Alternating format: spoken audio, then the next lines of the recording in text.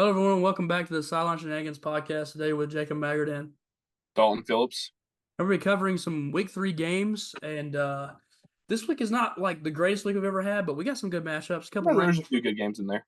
yeah, they should be exciting, and I'm looking forward to a couple of these games.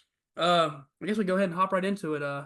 First game, pretty big one on Friday night. We got Arizona versus Kansas State. Now, this is a big one because both of these teams, I wouldn't say have necessarily performed poorly, but have struggled a little bit against opponents that are not amazing opponents. Now, you're looking at the stats. Noah Fifta, which is the quarterback at Arizona, he's played really well this year. I mean, you'd love to see the 2 picks not be there, but people make mistakes. 5 touchdowns is pretty good too. Yeah, 5 touchdowns is nice through 3 games. Yeah. Pretty good completion percentage, not amazing. And then, of course, 595 yards is pretty awesome. Yeah.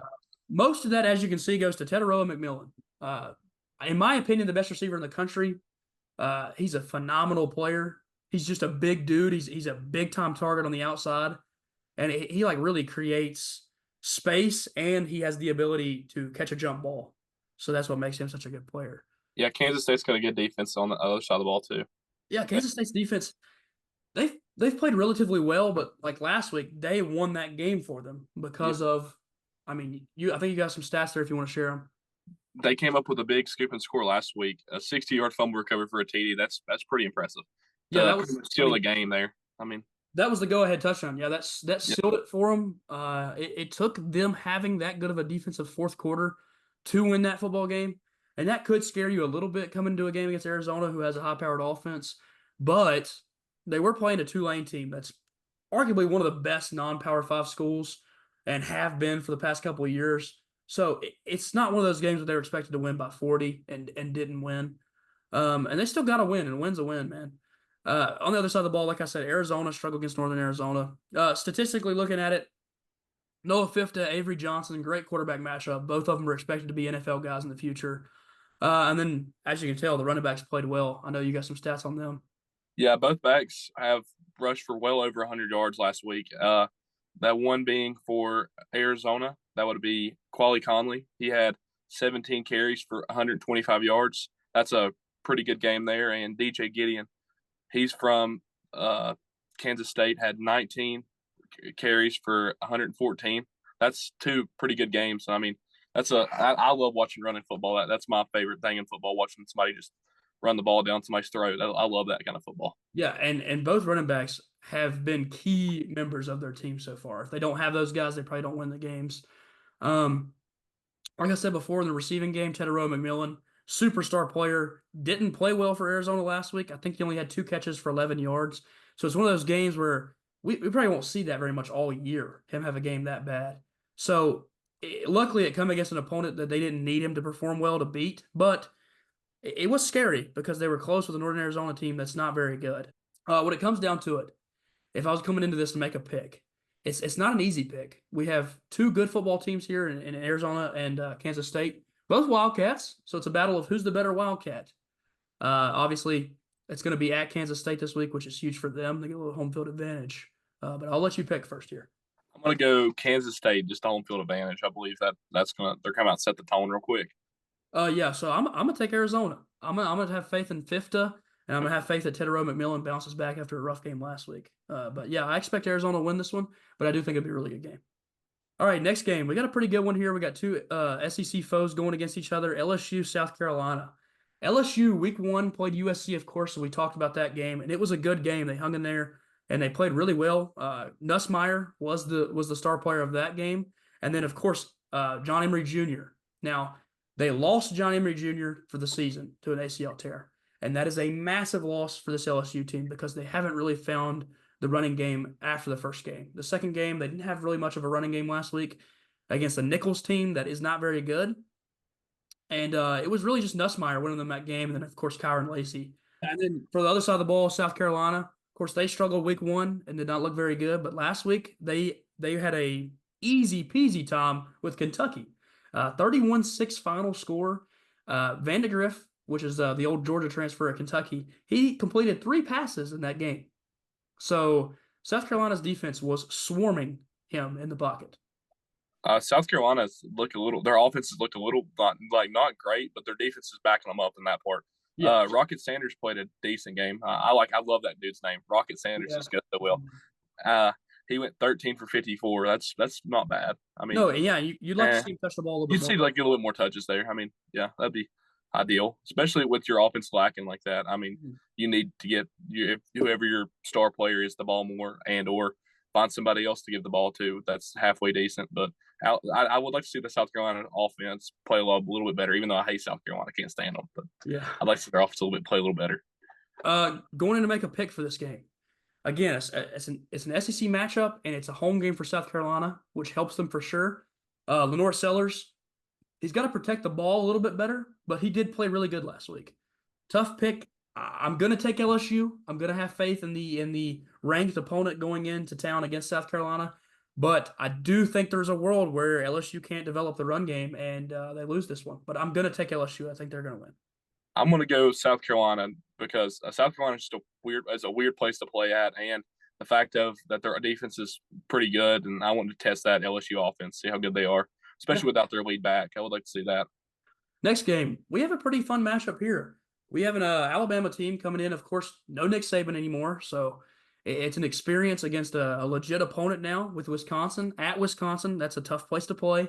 They got a pretty crazy fan base, and they do show up for games.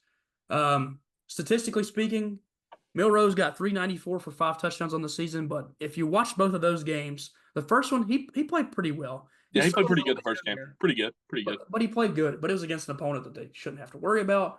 Then last week, they play USF. Of course, they had the nightmare game against USF last year. Scary game. That's a real scary game for them. Milroe does not play last year. They have different quarterbacks play in that game. Milroe never touches the field. Well, Milroe plays this year, and that was kind of the excuse last year was, oh, Milroe didn't play. He was our guy, and so we didn't have him going into that one. Well, going into this one, they enter the fourth quarter, and they're in a one-score game with a USF team that is not very good. They're not bad. USF is not a bad football team by any But means. Alabama should trample them. Yes, Alabama should beat them by a lot. And Milroe is playing not great football going into the fourth quarter. He ends up with a pretty solid stat line in that game, but they pieced him up in the fourth quarter and kind of ran away with it. But, I mean, up until 7-8 minutes left in the fourth, it's still a close one-score game. I think you have something to want to talk about with the run. Jam Miller, I mean, he ran the ball. Like, he did what he was supposed to do. Had 140 yards on 15 carries. That's an outstanding game. Like, and a touchdown with that, too. I mean, without that kind of running game, I'm going to be honest. I don't know if they beat USF. No, I mean, even with them having that phenomenal fourth quarter, scoring so many points within the last few minutes, I mean, if you can't run the ball like that in the first 3 quarters, I mean, who's to say that USF doesn't go down and score 2 more touchdowns and put them by? I mean, that's a different ball game. So far, Bama has looked like a running team again, and it looks like, I mean, Jam Miller was phenomenal in that game. Yeah, he carried them in that football game. That's looking like an old, like a 2010 Alabama football team, not a 2019, 2018 Alabama football team. Receiving wise, Wisconsin, of course, quarterback Tyler Van Dyke, he played pretty well in the second game. They do need him to play really good if they want to have any chance in this game against. Yeah, you're playing against Alabama. You've got to play your best ball. And then you would love to see their best receivers kind of show up for this one because it's just got to be your best football. On the other side, Alabama, of course, it was kind of a question who would be their weapons this year. 17-year-old Ryan Williams is phenomenal. He is insane. He looks really good. He looks like he's going to be another really good Bama receiver, and it's just about him, staying healthy and to keep progressing in the college football game because he's still a kid. He still hasn't played a super great football team yet to prove who he is, but this is a good proving ground. It's a good test for him. Yeah. Going to talk about this game, making a pick. I mean, to me, it's not Nick Saban, Alabama. It's not that overpowered football team, in my opinion, anymore. To where every week I'm saying, Alabama's going to win because you go into every game expecting them to win when they had Saban, but this one I expect them to go there and win. No, it's not going to be easy. It's a tough environment. It's a couple guys' first games in a big environment for them. But I still think they pull this one out pretty easy, and I'm going to go Alabama. I'm going to go Alabama, too. Even with the coaching problems and stuff like that, I mean, I'm still going Alabama. Yeah, I mean, without Nick Saban, I still think they're a good football team. They're still a top 10 football team. Yeah. It's just the fact, are they a top 5 football team? And that's to be argued with. All right, this next game, big matchup. we got a Boston College team that come into this season, and I don't think anybody had them on their radar. And then you got a Missouri football team that everybody had on their radar. Yeah, everybody had that Missouri team being really good this year. Yeah, a Missouri offense that is really good, and we kind of expect them to be big time competitors in the SEC. Maybe upset a couple of the top tier SEC teams, even though you really wouldn't consider it an upset when they're ranked 6th in the country. Looking at the stats here, we got Thomas Castellanos, quarterback at Boston College. If you looked at him last year, he really didn't have his passing game developed. He was a big time runner, really, really good running quarterback, makes a lot of plays on his feet, but he didn't have his passing game developed. Well, this year, he's 19 for 26 in the passing game, not throwing a ton of passes, but he's done what he needed to do. He went 9 for 10 in his last game, which, again, not an opponent they had to worry about. But he has 340 and 6 touchdowns on the year, and he's looked like a much better passing quarterback. And then you combine that with the Boston College running game. The running game is elite.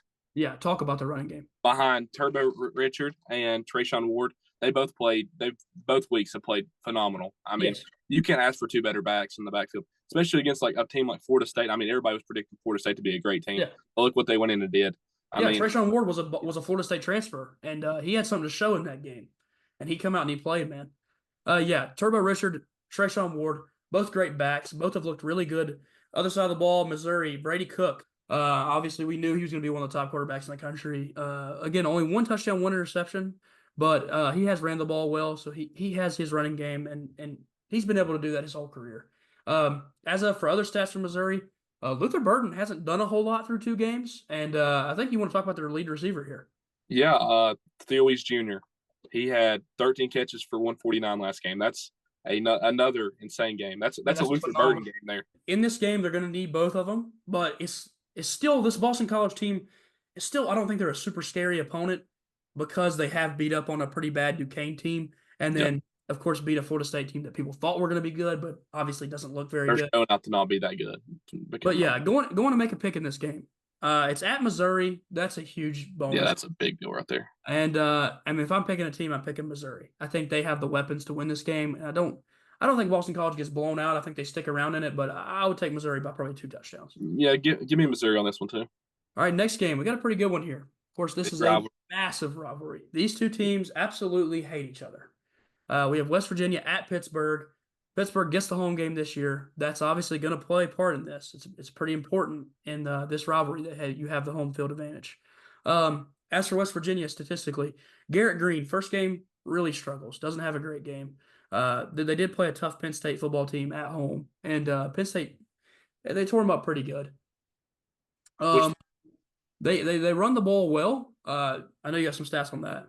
Yeah, they had 2 running backs go for over 100 yards last week. C.J. Donaldson goes for 14 for 125, and Jaheim White goes for 10 for 100. That's an excellent game for having 2 backs. I mean, having 2 backs that are capable of getting to 100-yard games, it doesn't matter who you play against.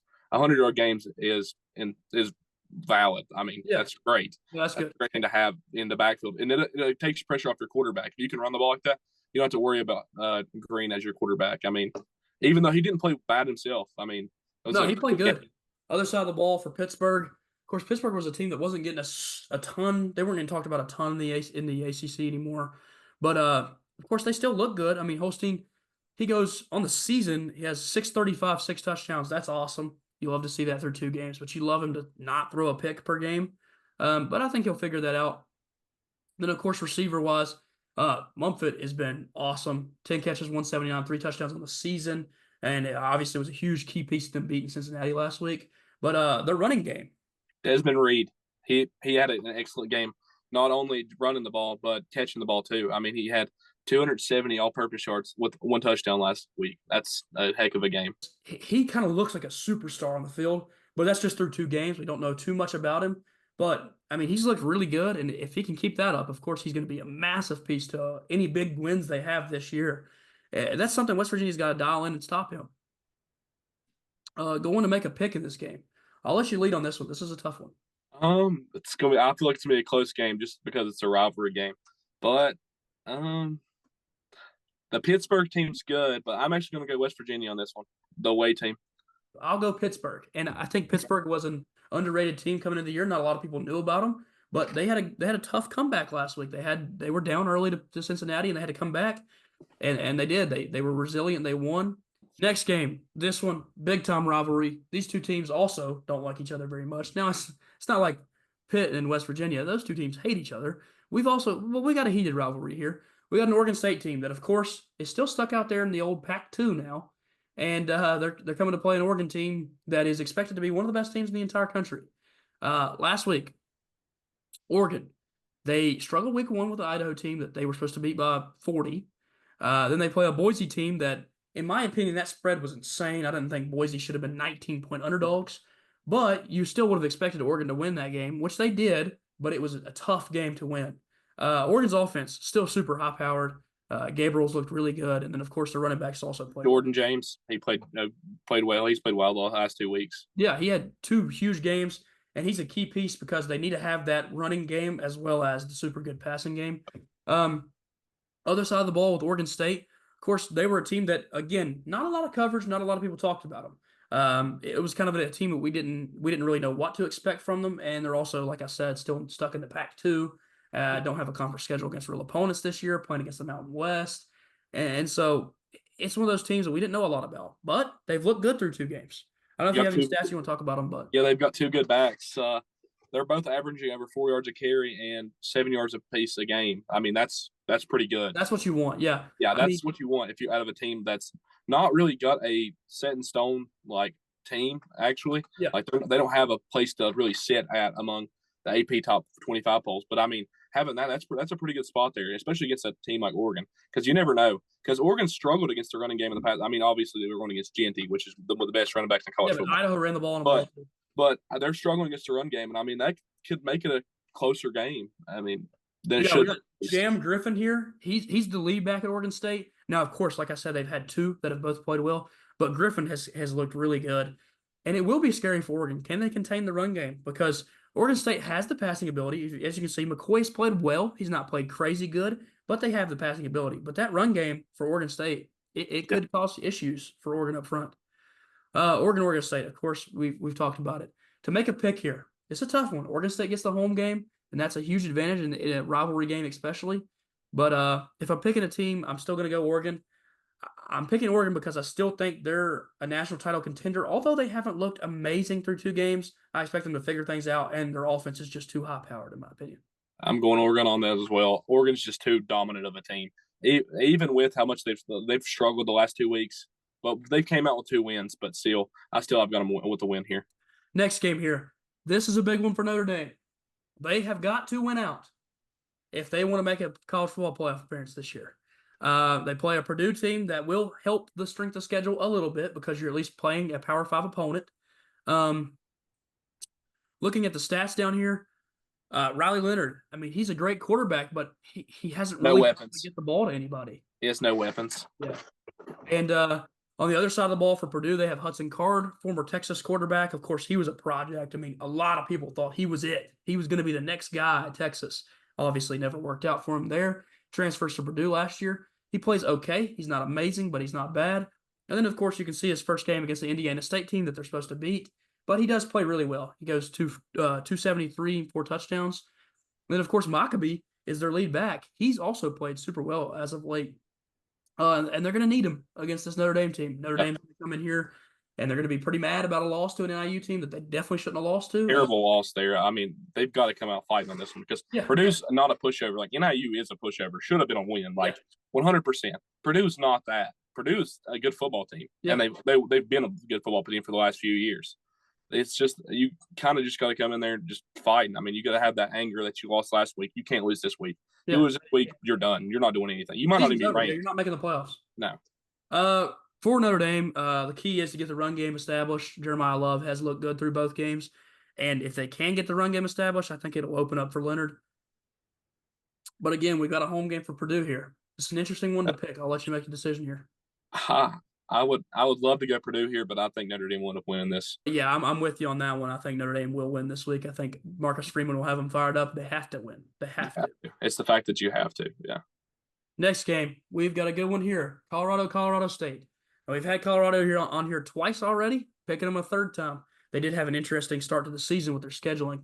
Colorado State, of course, last year took them to the end of the game, goes into overtime. Colorado barely wins it. And there was a lot of stuff that happened in that football game. A lot of fighting. We had a guy get ejected for a hit, or You had Travis Hunter, your best player, get absolutely Travis Hunter killed. gets taken out in that Killed. game. It was a very interesting game. Looking at the stats, of course, Shadur has played well in 2 games. You hate to see the pick six he had last week, but he has played good through 2 games.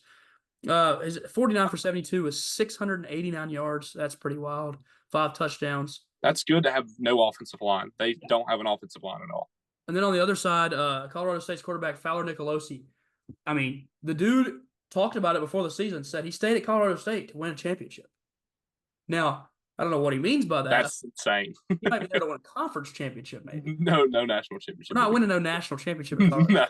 No. Now, I don't hate Colorado State, and he does have a weapon in Torrey Horton that is phenomenal. He has a top-tier offensive weapon to throw to.